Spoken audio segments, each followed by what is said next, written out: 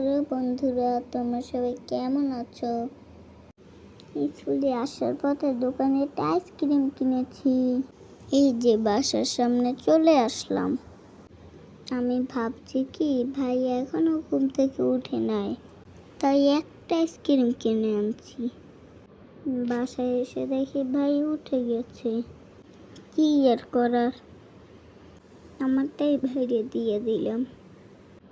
ভাই তো মহা খুশি। আমি না কালকে একটা কিনে খেয়ে নিব, আজকে ভাই খেয়ে নিক। তারপরে তো শুরু হলো আমাদের দুষ্টামি করা। দেখেছো ভাই আমার স্কুলে মোজা পড়েছে। দেখো আমাদের মধ্যে কিন্তু ঝগড়া হয় একটা বক্সের জন্য। দেখো ভাই কত কান্নাকাটি করেছে। বক্সের মুড়িগুলো সারা বিছানায় ছিটিয়ে দিলাম। তারপর সেগুলো একটা একটা করে খেয়ে নিই। এইদিকে বাবা বিস্কুট নিয়ে আসছে, সেটা দিয়ে কি আনন্দ দেখো। এবার ভাই আর আমি লুকোচুরি খেলি।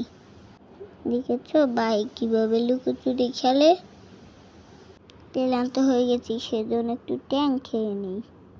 আমি দুষ্টামি করতে গিয়ে একটু পরে ব্যথা পেয়েছি, সেজন্য বসে আছি।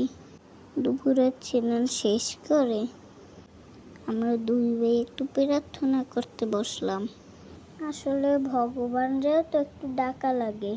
তারপর শুরু হলো আবার দুষ্টুমি। এবার কিন্তু খিদে পেয়ে গেছে, তাই দুপুরের ভাত খেতে আছি। এদিকে ভাই ফুলের বাসায় কি করে, কিলি দিয়ে ঘর বানায় নাকি। ভাইয়ের দুষ্টামি কিন্তু শুরু হয়ে গেল। দেখো ভাই গণেশ রে ঘুম পাড়ায়।